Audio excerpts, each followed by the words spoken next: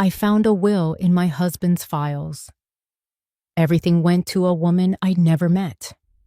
Until my lawyer discovered Clause 17. I lived beside my husband for over 40 years, shared a bed, a dinner table, and every Thanksgiving season together. And yet, in one quiet afternoon, everything I believed about him crumbled. I stumbled across an old will tucked away in the drawer of his study, and my name wasn't on it. Everything, every last thing, was left to a woman I'd never even met. I just stood there, frozen, not angry, not crying, just cold, right down to my bones. But I didn't scream. I didn't smash anything. I quietly handed that will to a lawyer. And because of that, I discovered something that turned my whole world upside down. Clause number 17. Have you ever been betrayed so deeply that you start to question your own memories? My name is Geneva Lanford. I'm 76 years old. Most of my life, I've been a devoted wife, a patient mother, and the kind of grandmother the neighbors would say is gentle as an old winter quilt. But sometimes, it's people like me, the quiet ones, the ones who love too much, who are the easiest to betray. I'm not telling this story to point fingers. I'm telling it so that if there's anyone out there who's ever looked into a mirror and thought, maybe I don't matter to anyone anymore, you'll know this. You're not alone. The truth didn't come to me in whispers. It came on a piece of paper, small, thin, and cold as a winter night in Vermont. And if you'll stay with me, I'll tell you everything, every hidden layer, every reveal, and how an old woman like me, with silver hair and trembling hands, took herself back because of one clause that was buried for 12 years. All my life, I believed in Harold, in this house, in our marriage. But that afternoon, when I opened the forbidden drawer in his filing cabinet, I realized everything had been a carefully hidden lie. I still remember the light that day, dim and patchy, slipping through a dusty window pane. Harold's study was the one place in this house I'd never dared to enter, a sacred space, unspoken boundaries. He once told me, "No one comes in here but me, not even you, Geneva." And I obeyed for all those years.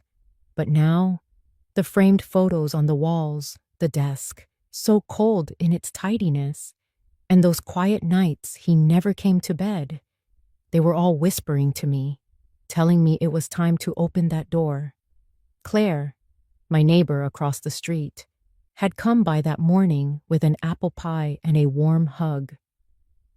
"Hang in there, Geneva," she said, her eyes heavy with the kind of sorrow only widows know.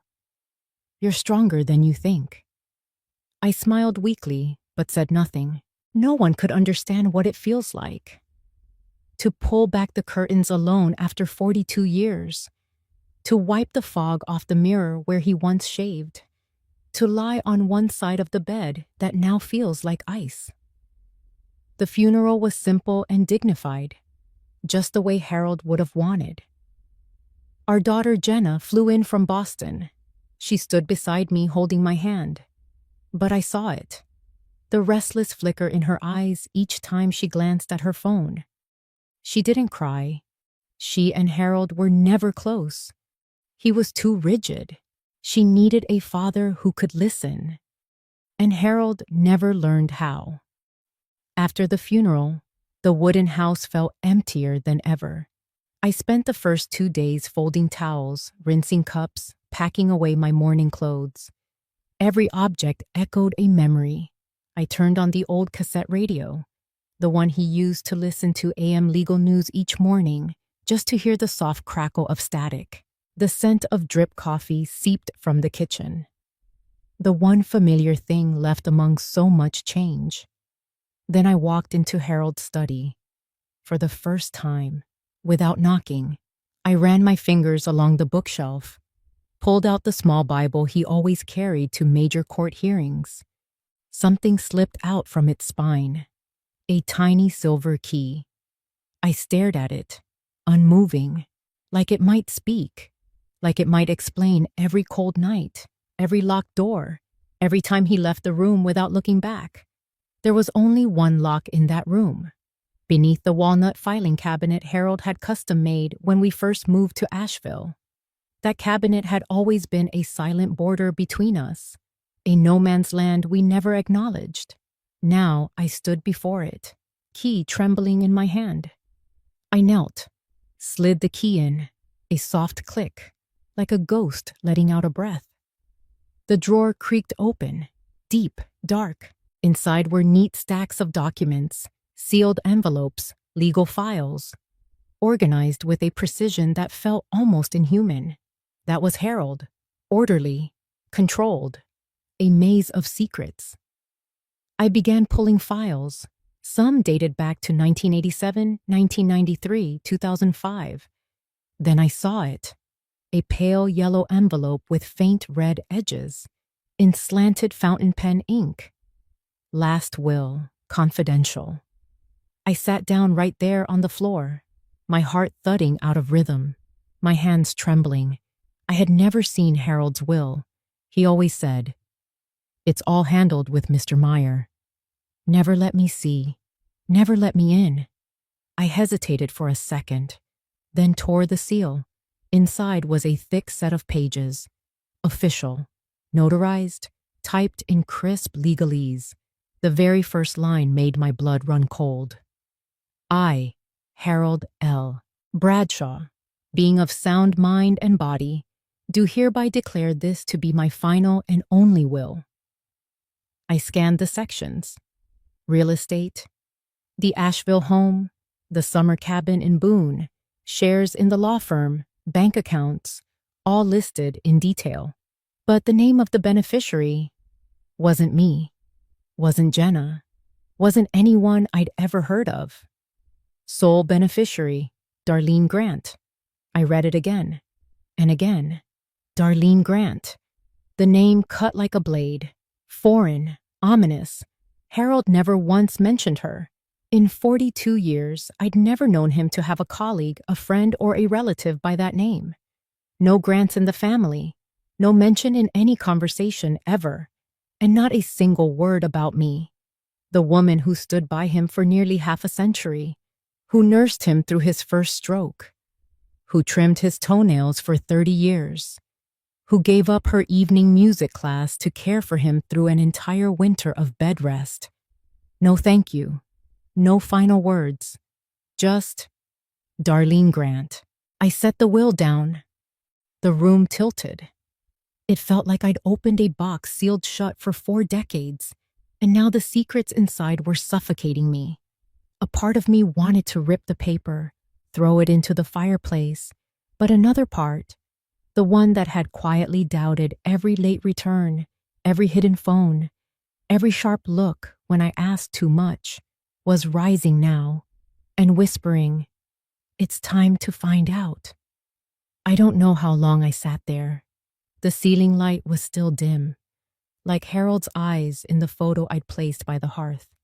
The world had gone quiet, except for the hallway clock, ticking relentlessly, reminding me that time moves forward, even when your heart just broke. I picked up the will again, read the words that cut like knives. Mahomo. I leave all my possessions, including real estate, accounts, investments, and personal items, to Ms. Darlene Grant, a woman I trust and admire.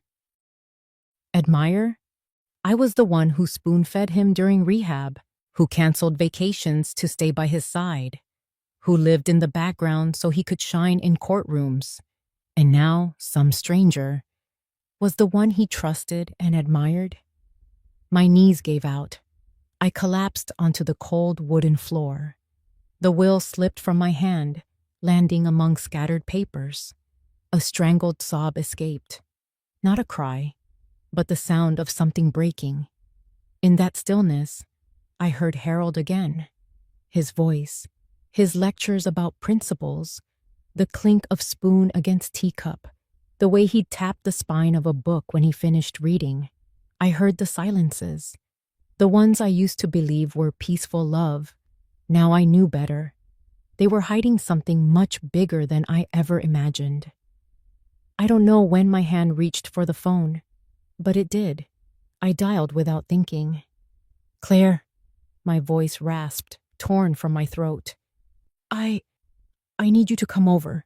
10 minutes later, she was there, in her striped sweater, holding a basket of apple pie and a jar of orange marmalade. "I've never seen you like this," she whispered, kneeling beside me.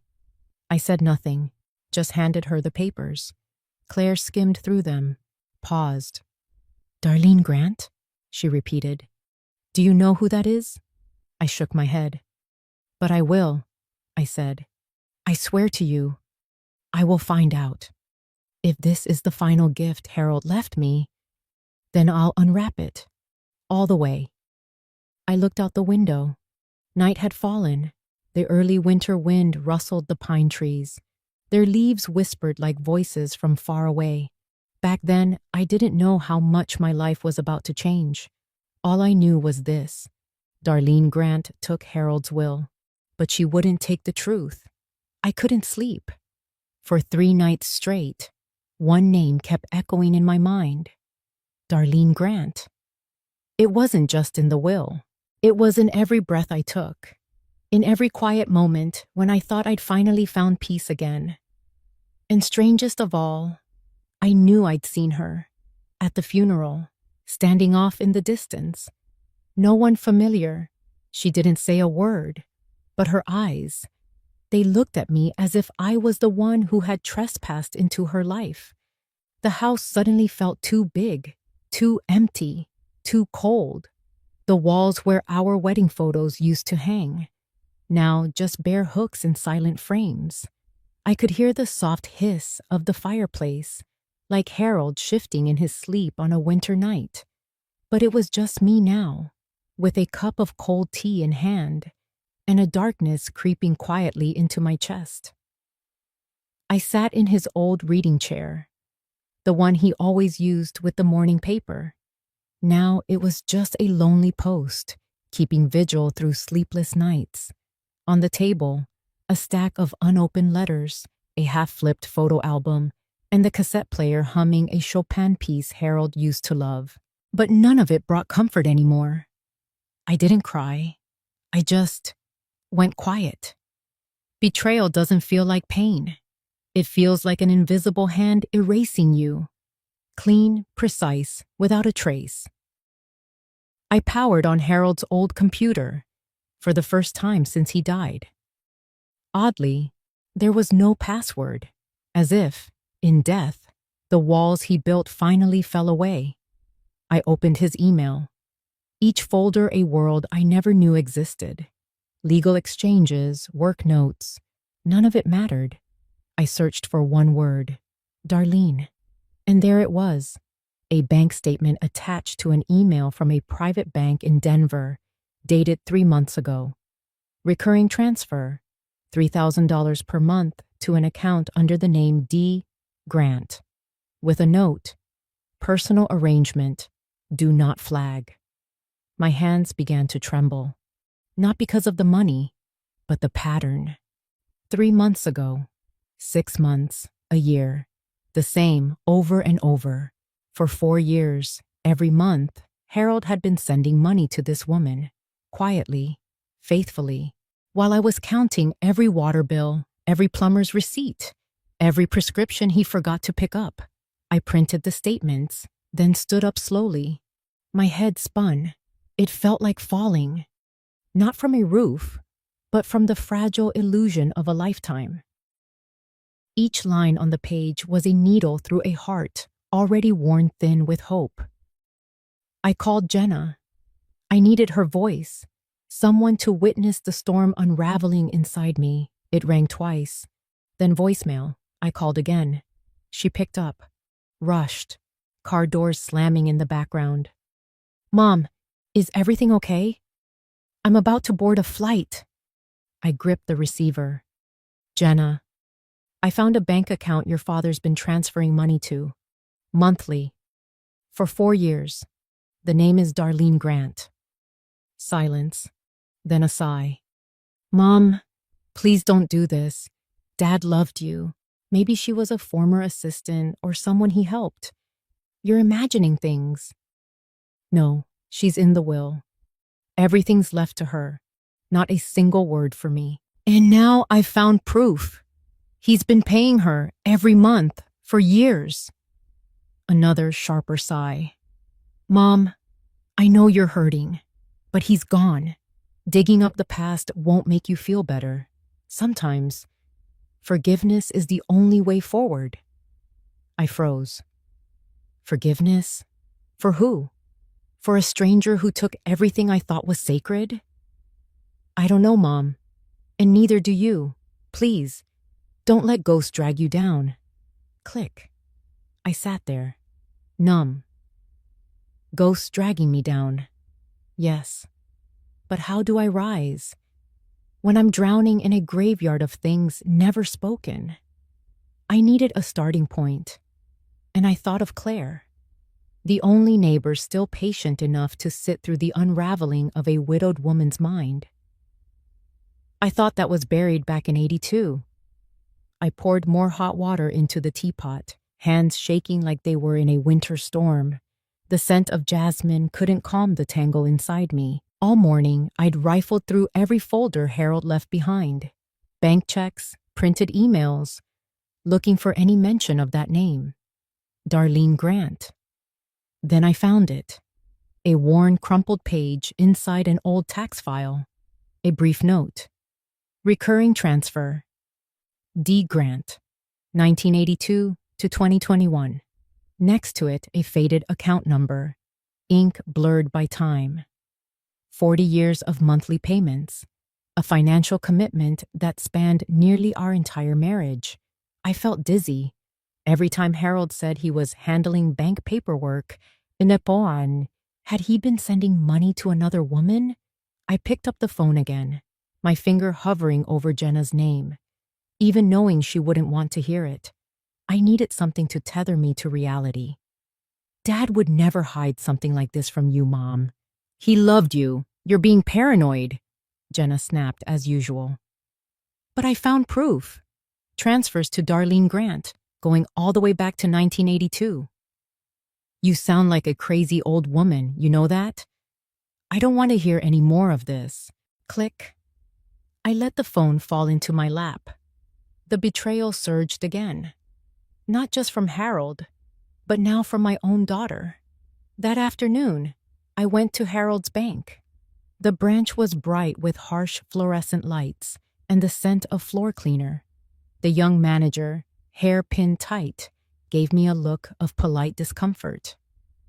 I'm sorry, ma'am, but due to confidentiality policies, we can't disclose any information about a deceased client's account unless you're listed as an authorized party. I handed her the marriage certificate. I'm his wife. Yes, but your name isn't on the account file.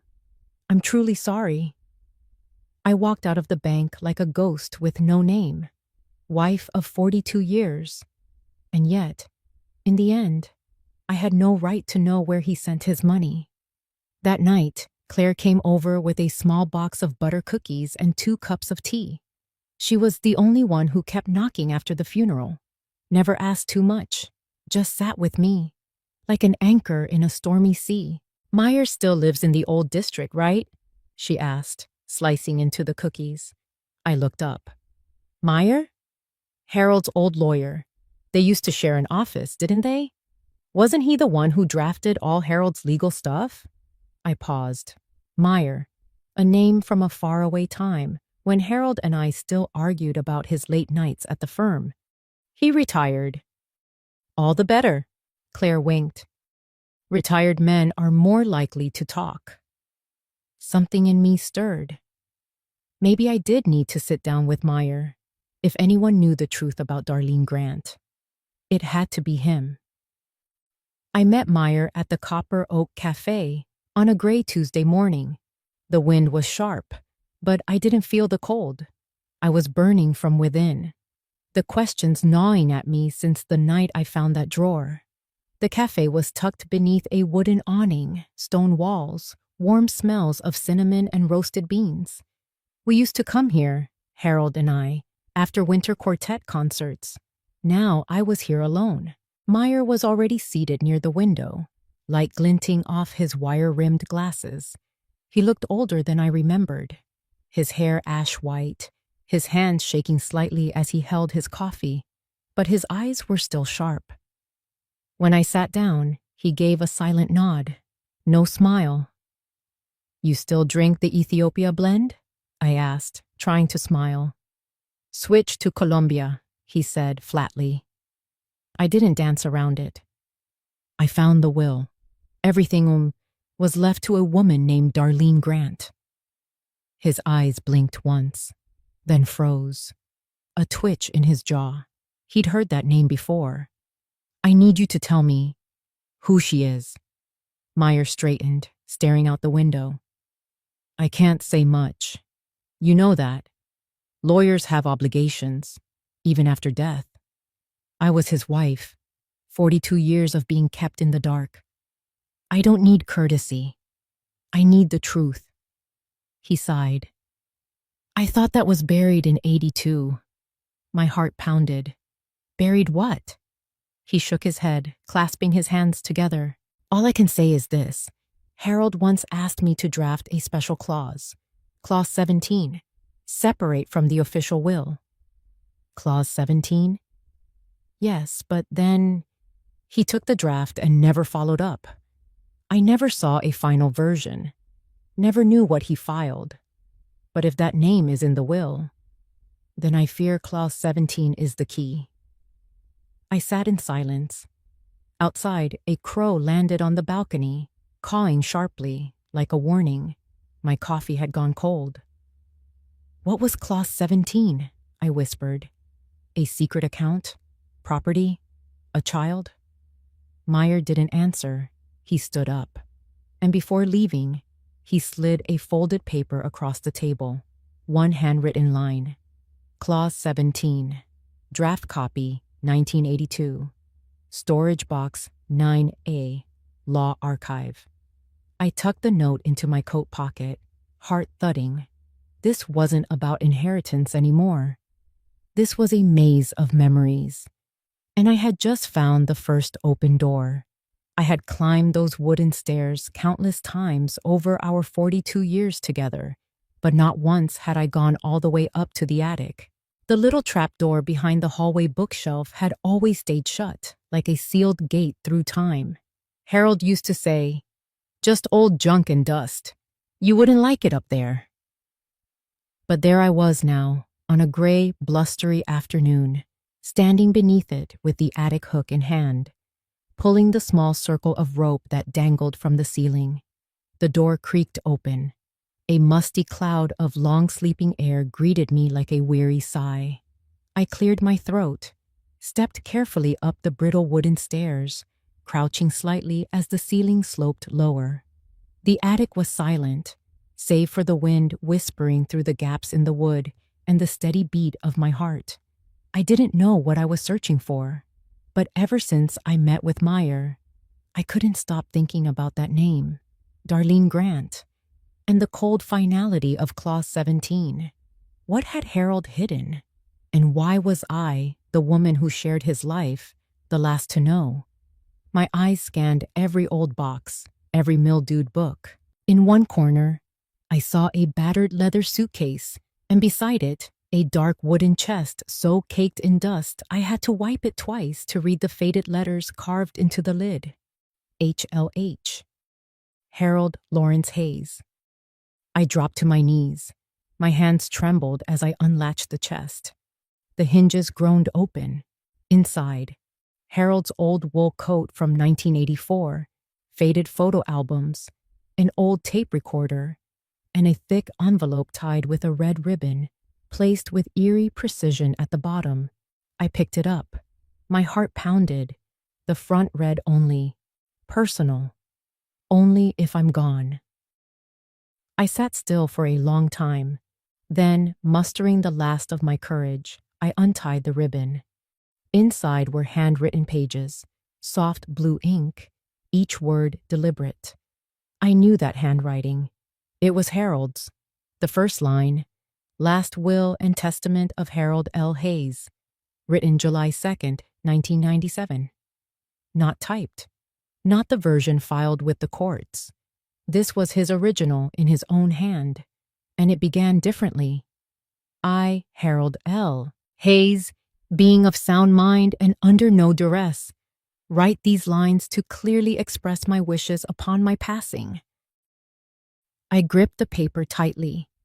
My eyes welled up. Page by page, I saw familiar names. Jenna, our daughter, the city hospital fund where Harold volunteered. Then came something missing from the official version.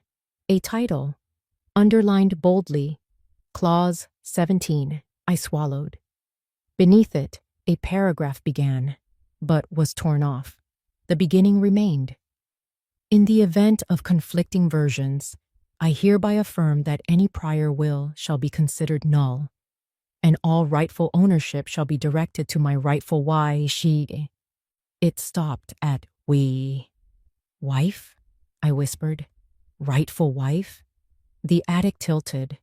If this was the real will, then the notarized one I saw was merely a shadow. And if he meant to say wife, why tear it? Something was wrong. I folded the will, tucked it into my coat. At the bottom of the chest, I found more old photos. Our wedding, Harold by his 1968 Ford, Harold holding baby Jenna. They asked me to believe he loved his family, but the will said otherwise. Beside the photos was a yellow envelope labeled, Forward to SG. I didn't know who SG was or what it meant, but I took it with me. That attic, the one Harold told me to avoid, now made sense, and I knew the journey had reached a point of no return. I ran my hand across the chest lid. The HLH engraving had faded, but it still bore the mark of a meticulous man. I opened the box. Inside, arranged with haunting order, old postcards, unopened letters, and a bundle of pale yellow pages tied with silver ribbon. I held my breath. The top page read, in Harold's slanted ink, Will, confidential. Not the typed version I'd seen. This was all him. Each line a glimpse into the mind of a man who planned for something. Or someone. By page 4, my eyes froze. Clause 17. Again, same paragraph, same torn end. Shall be directed to my rightful wife? Why was it ripped? I sat back, looked at the chest. Another letter, unopened, labeled, Forward to SG. SG? Who? I didn't touch it. Not yet.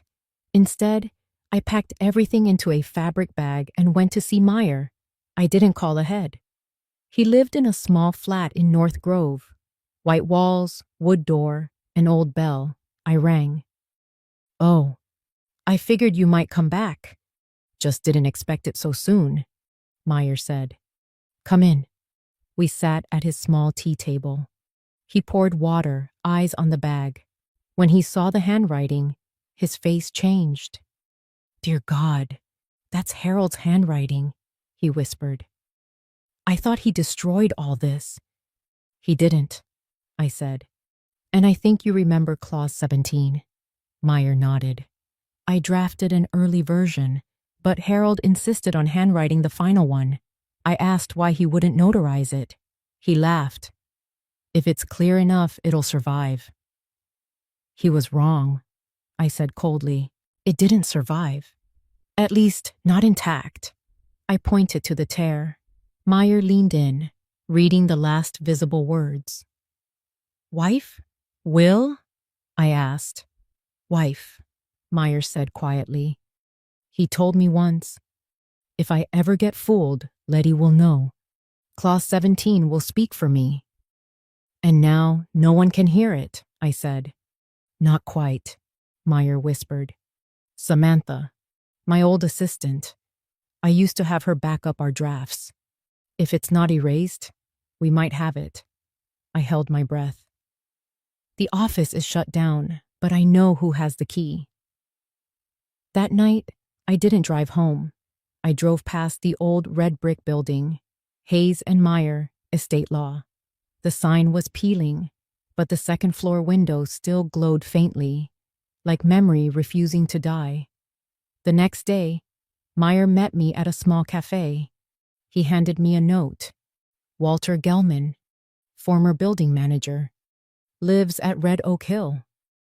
He locked the place up. If anyone has a key, it's him. I nodded, stood to leave.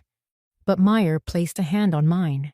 Geneva, he said softly, I'm not helping you out of guilt. I'm helping because Harold owed you the truth. That night, I opened the attic window for the first time in 15 years. Cold air swept in, scented with mold and old paper. I laid out everything, our wedding photo, his letters, the one from Portland. Geneva, no matter what happens, you are always the last thought before I sleep. My hands shook. Then why wasn't I named in the end?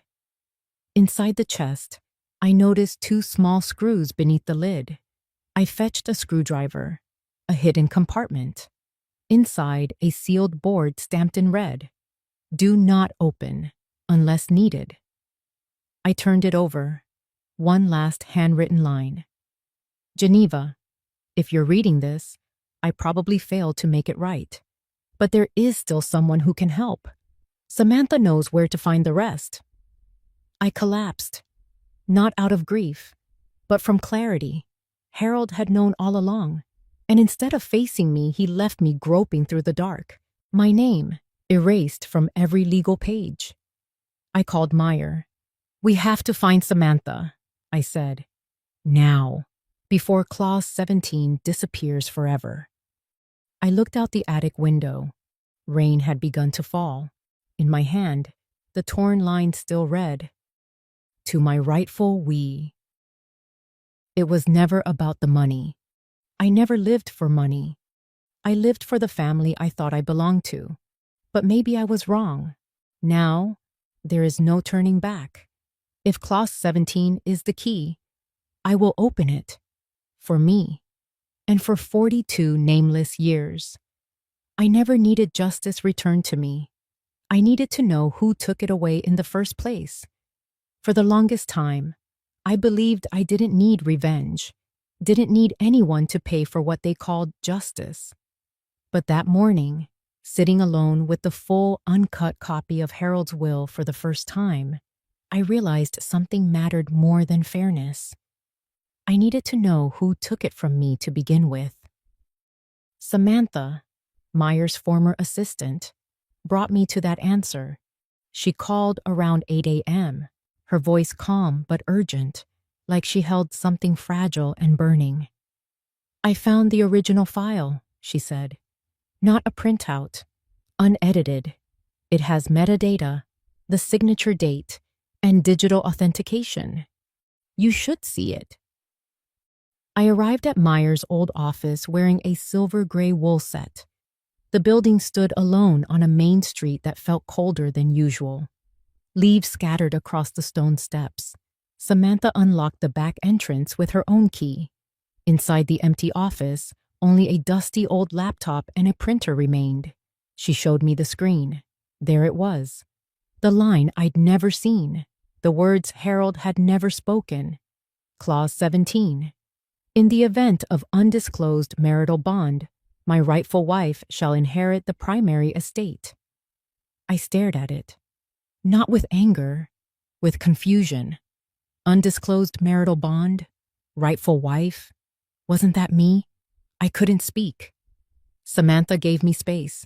She placed an envelope on the table. Harold forwarded this last year. The address said SG. I thought it was a person, but the delivery file listed it as Santa Gloria. Santa Gloria, a name that sounded like something out of a movie. I'd never been there. But some part of me knew. That's where I had to go.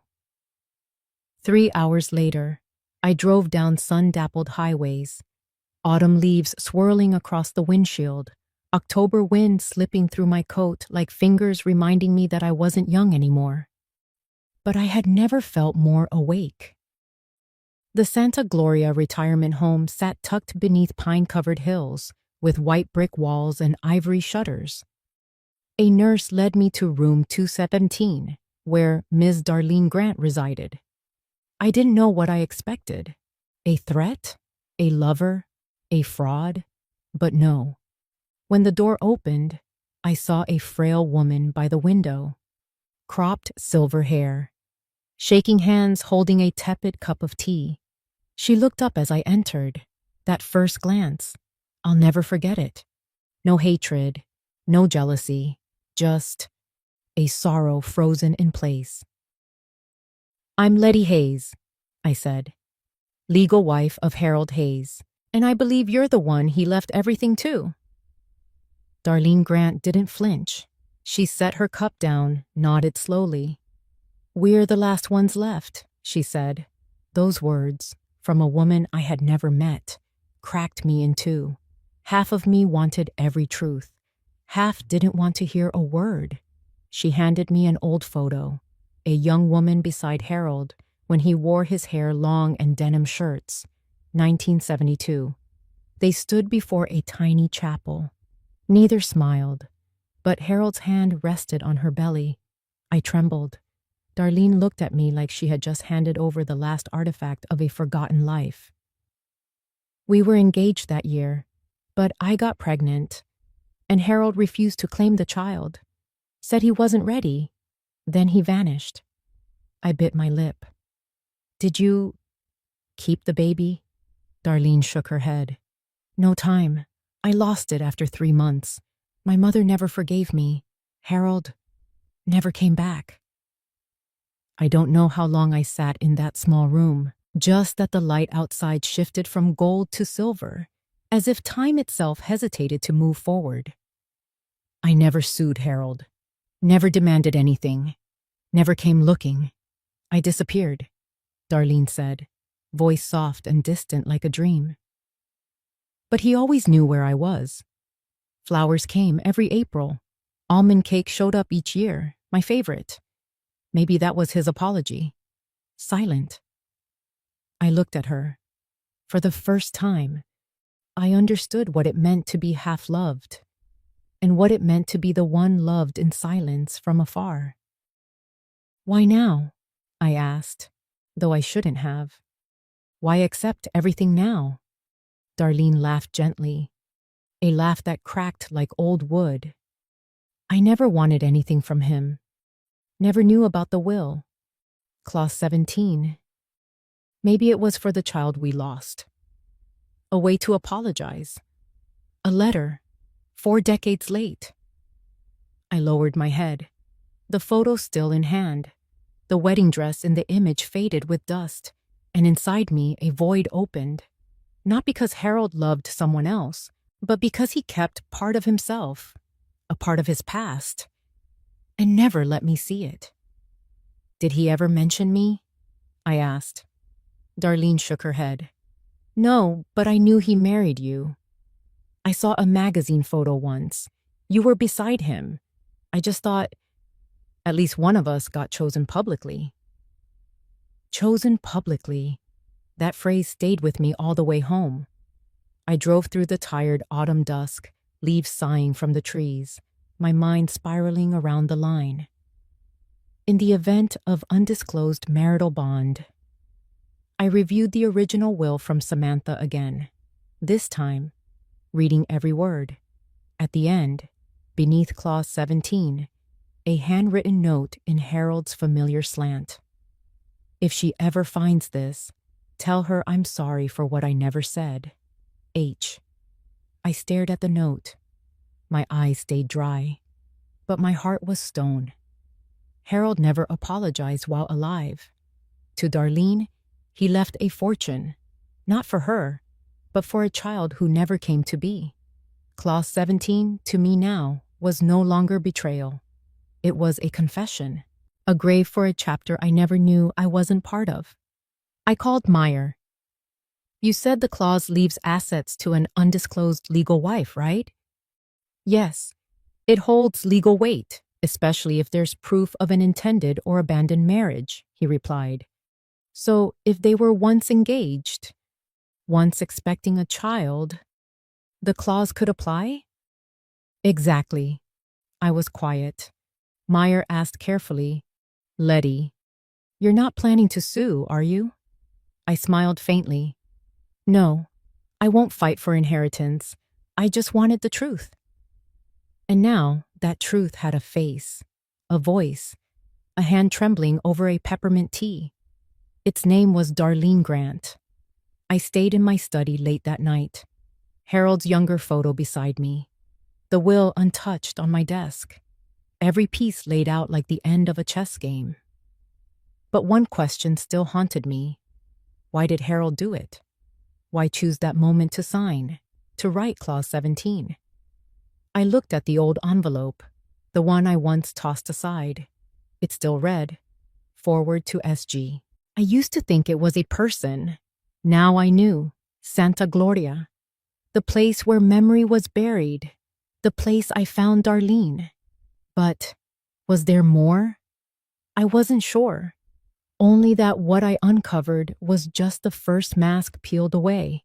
Behind it might be truths never written in any will. I returned to Santa Gloria, not to see Darlene, for something else. One unanswered question. If Clause 17 was for a child Harold never acknowledged, where is that child now? I visited the care home early, the white gate slightly ajar, lavender on the breeze. An old woman played piano on the porch, and Darlene, knitting beneath a maple tree, thin as ever, eyes unflinching. She looked up. I knew you'd come back. I sat. No pretense. What about the baby? Darlene tightened her yarn. It's gone. 9 weeks in. I nearly died. Harold never came. But I don't blame him. I held my breath. He never forgot, she said. I think Clause 17 was for the child who never existed. A will for a mistake. A memory unspoken. I went silent. A man writing a will not for the living, but for guilt. For a ghost. Will you keep the inheritance? I asked. Not out of resentment, just to know. Darlene met my gaze. I have no intention of keeping a cent. I've lived long enough to know money doesn't mend. I'll reassign most of it to charity. I exhaled, not relief, but the return of something right. Why stay silent? Why not come forward from the start? She placed the yarn down. Because I didn't want to ruin how you saw him. You were the one he chose for a lifetime. I was just the beginning. Just the beginning. For the first time, I saw her not as a threat to my marriage, but a chapter of a book long shut. A story someone left unfinished. That evening, I visited Meyer's old firm again. Samantha waited, holding a portable drive. I found a recording, she said. A draft Harold made while preparing the will. You should hear it. I played the file. Harold's voice came through, tired but clear. If Letty finds this, you have every right to be angry. I was a coward, Letty. I left someone behind, then loved you like I hadn't. I wanted to make it right, but never found the strength. I left this part for Darlene, not out of love, out of regret. And you, if you hear this, know that I didn't divide my heart. I just let one piece go neglected for too long. I didn't cry, because some apologies, no matter how sincere, come too late. I met Meyer the next day. I want a new asset division drafted, I told him. Darlene refuses the bulk of the inheritance. I'll turn it into a scholarship fund under Harold's name. Not for his legacy, for children once forgotten, like that child. Meyer nodded. Harold would want that. I left as dusk fell. Rain began to patter. Wind shook the last stubborn leaves from the trees. I thought of Darlene, of Harold, of the unborn child, and of myself, a woman who thought she knew everything but had stood beside a one-way mirror for 40 years. I stepped out of the care home that day, unsure if I mourned Harold's betrayal or the family I never knew he once had. Memory doesn't betray anyone. Only people betray memory. I stood silently before the walnut wardrobe in the bedroom Harold and I had shared for 42 years. He chose that wardrobe when we moved into our first house, a wedding gift from my family. He once said, "This isn't just for clothes. It's where we'll keep the days of our marriage." Since his passing, I had never opened the left side, not out of superstition, just because I thought I already knew everything. What was there to reopen? But this morning, after hearing Harold's recorded confession from the hard drive, something made me reach for that wooden door. I searched from top to bottom, folded shirts, old ties, and in the farthest corner, a quiet ebony box. My hands shook as I pulled it out. The lock was rusted, but Harold was always careful, and I knew where he kept the key. The box opened with a click.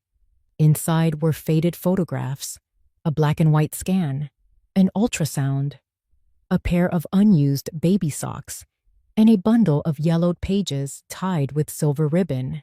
I recognized his handwriting instantly, the same firm, slightly slanted letters, like every stroke carried a hidden tremor. On the first page, "If you're reading this, it means I never had the chance to say it out loud." I sat on the cold wooden floor. The letters blurred, not from emotion, but because I had braced myself to hate him more, to resent him more. But those words didn't let me. Harold wrote about the summer of 1979. He had just become branch director, drunk on power and admiration. Darlene was a temporary secretary, filling in for someone on maternity leave. They stayed late after a quarterly review. They drank and crossed a line.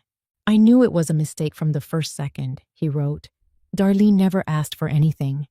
But when she said she was pregnant, I did the worst thing. I said nothing." She didn't beg or cry. She disappeared. Harold told no one. Not me, not anyone. I was pregnant too then, expecting our daughter Jenna. I carried that shame like a lead weight, he admitted. "I almost told you once, when you were planting lavender in the yard. But I couldn't." I gripped the letter. I saw myself in those years, a young, trusting wife, a new mother learning diapers and lullabies, believing her husband was the kindest man alive. Harold didn't deny that image, but he confessed that the more he loved me, the more cowardly he became. "I didn't want you to see me differently, so I buried the worst of me and let time cover it, foolishly thinking that was enough."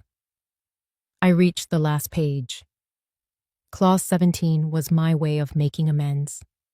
Not to erase you from my heart, but to leave something, or someone, in place of a child who never came. I know it won't ease your pain, but if you understand, forgive.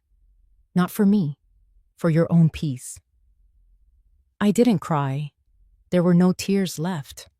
I held the letter tightly and, for the first time, saw Harold not as the stitched portrait husband I had imagined. He was clearer now, rougher, torn, but also remorseful.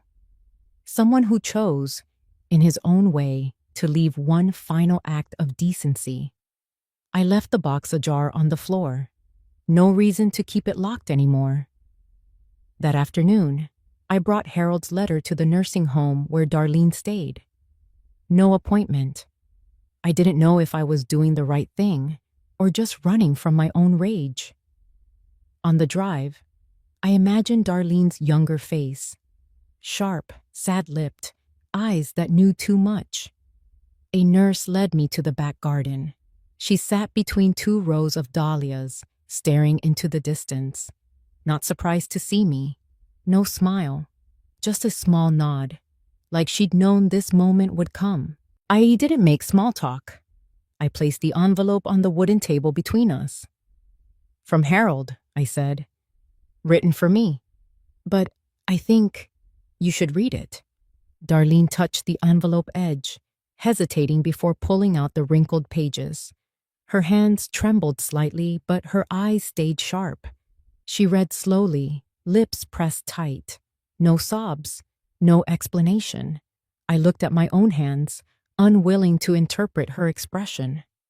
A breeze passed. The dahlias tilted westward. She folded the letter, slipped it back in the envelope, and slid it toward me. "He was right," she said, voice hoarse but steady. "I never asked. I never meant to break up your family." I nodded. "I know. I thought silence was the least painful path. Maybe I was wrong." I met her eyes. Maybe we all were. The silence that followed wasn't heavy. Something had lifted. We were both old, tired of truth buried too long. Forgiveness, if it came, wouldn't thunder down. It would drift like a white dahlia leaning into the evening breeze. I stood to leave, then remembered. I touched her hand gently. "Thank you for never trying to hurt me." She grasped my hand, dry, cold, but firm. "Some pain doesn't need to be doubled." I turned away, eyes blurred by something not quite tears. I knew I wouldn't see Darlene again, but that no longer mattered. That evening, Jenna sat in the living room, holding the reprinted letter. She didn't speak for 20 minutes, just read and reread. Her face shifted, darkened, softened. She chuckled at one part, sighed at another. Finally, she set it down, looked at me for a long time. "Mom, you live so kindly," she said, voice thick. "And Dad, at least he knew how to repent." I said nothing. "I used to think Dad could do no wrong," Jenna added. "Turns out, silence was his biggest mistake." "No," I shook my head. "The biggest mistake is believing silence could erase it." Jenna watched me a moment more. Then she came over, arms wrapping around my shoulders. For the first time since Harold's funeral, she hugged me, long, tight. I didn't need anyone to defend Harold or condemn him. We lived a full life, with cracks, yes, but also peace. And now, at least, I didn't have to protect an illusion. We were human, flawed. I had begun to forgive Harold, Darlene, and maybe even myself. I sat at Harold's old desk, where he once scribbled garden plans, invoices, reminders to water the roses. On the corner, 2 wills, 1 official copy, no clause 17, 1 original, with a handwritten addendum outlining financial responsibility to Darlene. In Harold's messy scrawl, "Only if the truth needs to be said." I sat a long time, hands on the original.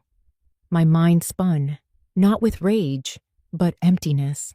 For 42 years, I thought I knew Harold from head to toe, but some parts, the fear, the guilt, the avoidance, I never saw. I stood, picked up a lighter, and stepped onto the back porch.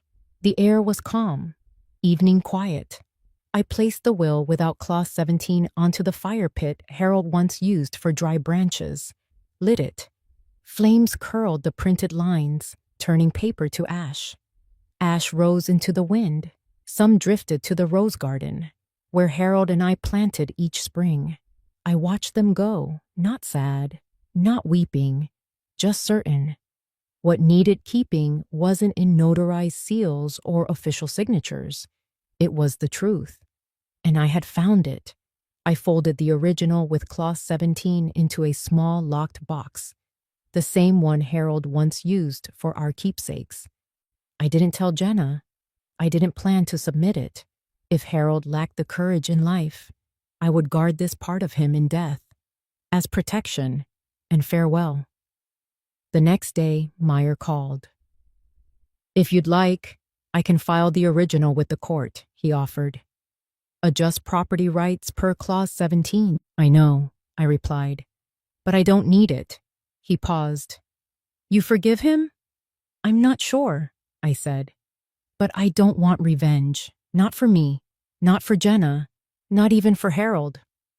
He exhaled like a man who understood some battles aren't about winning, just surviving. That night, Jenna sat beside me on the porch. She poured tea, arranged cookies like when she was in high school. She told me about work, friends, a neighbor's missing cat. I said little, just listened, and felt lighter, as if, for the first time in months, the house no longer held unspoken weight. I looked out at the garden. Ash had settled into the soil. Rosebuds had begun to sprout. I remembered a line Harold once said at his mother's funeral. Memory doesn't betray anyone. Only people betray memory. Back then, I thought it was comfort. Now, I knew it was confession. I smiled. Truly, the kind of smile that comes not from politeness, but peace. A smile that knows. The past, imperfect as it was, can be closed with forgiveness. I don't reclaim the inheritance. I reclaim the voice that was crossed out. I repeated that sentence in my head throughout the ride to court that morning. It was no longer a trial. It was the final moment I chose to speak the truth. Not because I wanted someone to be punished, but because I didn't want to leave this world someday carrying the silence that had lasted 42 years. Meyer sat next to me, holding an old file envelope, still legally valid. The original will, with signature, notary seal, and Clause 17. The only line that could have turned the entire case if I wanted. But I didn't want that.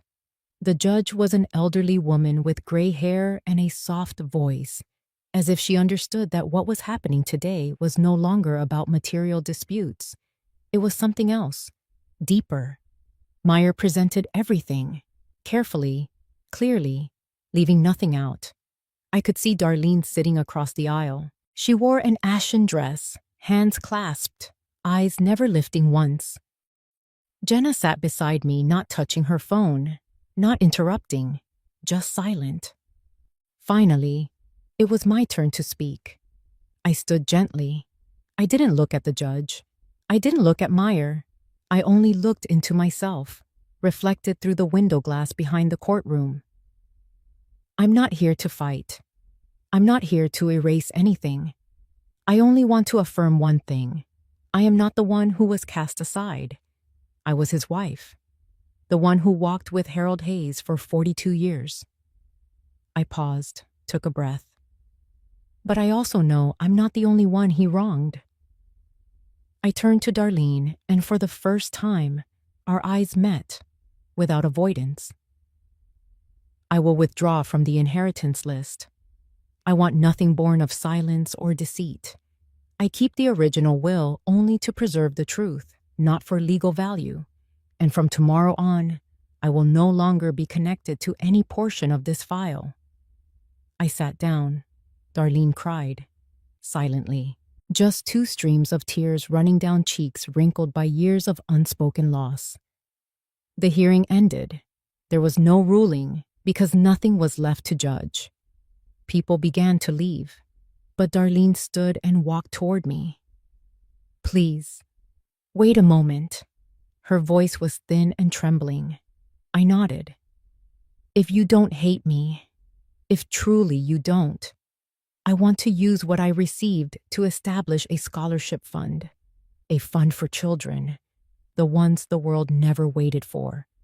I want to name it Thomas, the name I planned for my son. I couldn't speak for a few seconds.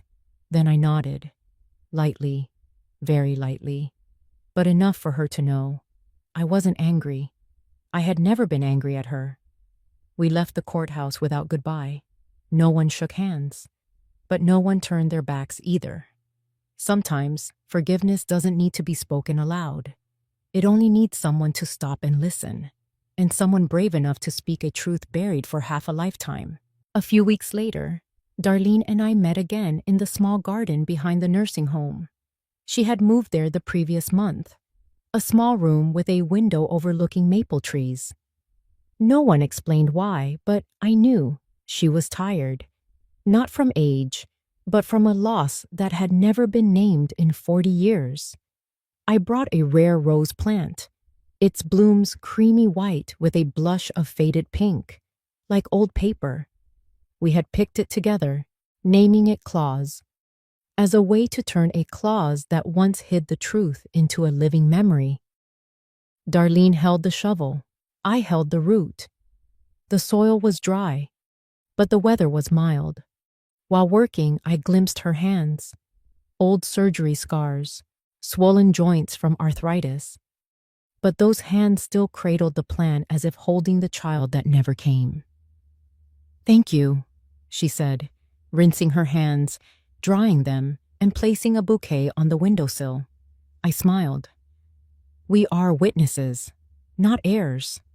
"Exactly," she whispered. "Witnesses to what men leave behind when they lack the courage to face it." That day, no one took pictures, no certificates, no need for validation. But the Claus rose still stood, like a living will, needing no notary, just two women holding onto it with their hearts. A few days later, I returned to the cemetery. This time, Jenna drove. She said nothing the entire way. When we arrived, she opened the trunk and took out a fresh bouquet prepared since early morning. I didn't ask. Harold was buried in the western plot, near old oak trees. I never liked that spot. But now I understood. He chose it not for the view, but for its quiet. He carried so many unsaid things, and perhaps he thought this place would give him one last chance to be heard. I opened my bag, took out a small envelope, pale yellow, handwritten by me. Inside was the last letter I wrote to Harold. "Harold, I know everything now. I'm no longer angry, nor do I need an apology. I just want you to know that silence protects no one. It only makes those who love us feel betrayed. I don't keep the money, don't keep the status, but I keep the most important thing, the truth. And from now on, I will live with it, without shame, without hiding. I forgive, not for you, but for myself, because I deserve to step out of the shadow, with my head held high." I folded the letter, tucked it into a small crack beside the gravestone. No tears, no farewells. Jenna stood behind me, silent. When I turned back, she asked, "Are you okay, Mom?" "Better than ever." We stood a while longer. A breeze blew, scattering leaves at our feet. I looked up. The sky was thin blue like glass. "What's the rose called, Mom?" Jenna asked as we got into the car.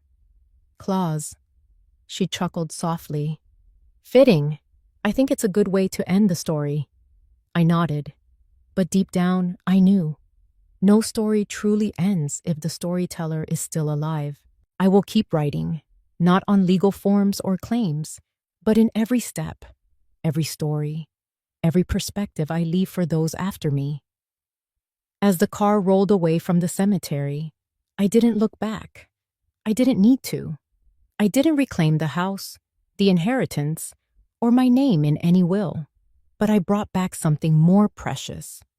The truth, an honor, which I reclaimed with the very courage I thought I had lost long ago.